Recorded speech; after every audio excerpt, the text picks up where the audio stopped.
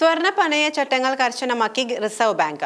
ഈ രംഗത്തെ സുതാര്യത വർദ്ധിപ്പിക്കാനും ഇടപാടുകാരുടെ താൽപര്യങ്ങൾ സംരക്ഷിക്കാനും തിരിച്ചടവടക്കം സൂക്ഷിക്കാനുമാണ് RBIയുടെ ഈ നീക്കം. 2 ഘട്ടമായാണ് ഇവ നടപ്പിലാക്കുന്നത്. ആദ്യത്തേത് ഒക്ടോബർ 1 മുതൽ നിലവിൽ വന്നുകഴിഞ്ഞു. മറ്റുള്ളവ അടുത്ത വർഷം ഏപ്രിൽ 1 മുതലും നിലവിൽ വരും.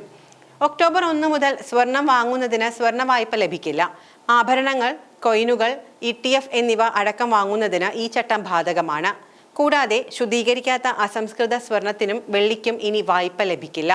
ഇതുമായി ബന്ധപ്പെടുത്തിയ സ്വർണ്ണ ഉൽപ്പന്നങ്ങൾക്കും വായ്പ അനുവദിക്കാൻ കഴിയില്ല. അതേസമയം സ്വർണം, വെള്ളി എന്നിവ ഉപയോഗിച്ച് ആഭരണങ്ങൾ നിർമ്മിക്കുന്നതിന് പ്രവർത്തന മൂലധനമായി വായ്പ ലഭിക്കും. നേരത്തെ ജ്വല്ലറികൾക്ക് മാത്രമായിരുന്നു ഇത്തരത്തിൽ വായ്പ അനുവദിച്ചിരുന്നത്. സ്വർണ്ണ നിർമ്മാതാക്കൾക്ക് അനുവദിക്കുന്ന ഗോൾഡ് മെറ്റൽ ലോണുകൾ 270 ദിവസം വരെയാണ് ലഭിക്കുന്നത്. ചെറുപട്ടണങ്ങളിലെ അർബൻ സഹകരണ ബാങ്കുകൾക്ക് സ്വർണ്ണ പണയം അനുവദിക്കാനുള്ള അനുമതിയും RBI നൽകിയിട്ടുണ്ട്. രണ്ടാം ഘട്ടമായി 2026 ഏപ്രിൽ 1 മുതൽ മറ്റു ചില നിബന്ധനകളും RBI നിർദ്ദേശിച്ചിട്ടുണ്ട്. സ്വർണ്ണ മൂല്യത്തിന്റെ എത്ര രൂപ വരെ വായ്പ അനുവദിക്കാമെന്ന കാര്യത്തിലാണ് പ്രധാന മാറ്റം. 2.5 ലക്ഷം രൂപ വരെയുള്ള വായ്പകൾക്ക് സ്വർണ്ണ മൂല്യത്തിന്റെ 85% വരെ വായ്പ ലഭിക്കും.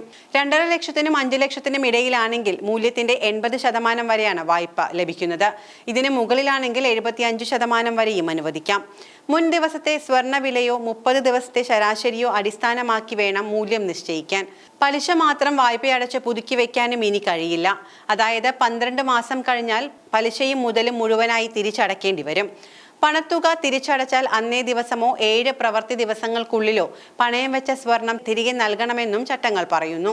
ഇതിൽ വീഴ്ച വരുത്തുന്ന ബാങ്കുകൾക്ക് പ്രതിദിനം 5000 രൂപ വീതം പിഴ നൽകേണ്ടി വരും.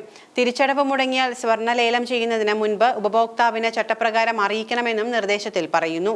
വിപണി മൂല്യത്തിന്റെ 90% റിസർവ് ബാങ്ക് തുകയായി നിലനിർത്തണം. വിജയകരമല്ലാത്ത 2 ലേലങ്ങൾക്ക് ശേഷം ഇത് 85% ആക്കാം. ലേലം ചെയ്ത് കിട്ടുന്ന തുകയിൽ വായ്പാ തിരിച്ചടവിന് ശേഷം ബാക്കി വരുന്നത് 7 ദിവസങ്ങൾക്കുള്ളിൽ ഉപഭോക്താവിന് മടക്കി നൽകുകയും വേണം. വായ്പാ നിബന്ധനകൾ, മൂല്യനിർണ്ണയം, തിരിച്ചടവ് വ്യവസ്ഥകൾ, ലേല നടപടികൾ എന്നിവ സംബന്ധിച്ച എല്ലാ വിവരങ്ങളും ഉപഭോക്താവ് ആവശ്യപ്പെടുന്ന ഭാഷയിൽ ലഭ്യമാക്കണം. വായ്പ എടുക്കുന്നയാളിന് എഴുത്തും വായനയും അറിയില്ലെങ്കിൽ സ്വതന്ത്രനായ മറ്റൊരാളുടെ സാന്നിധ്യത്തിൽ ഇക്കാര്യങ്ങൾ വിശദീകരിക്കണമെന്നും RBI നിർദ്ദേശത്തിൽ പറയുന്നു.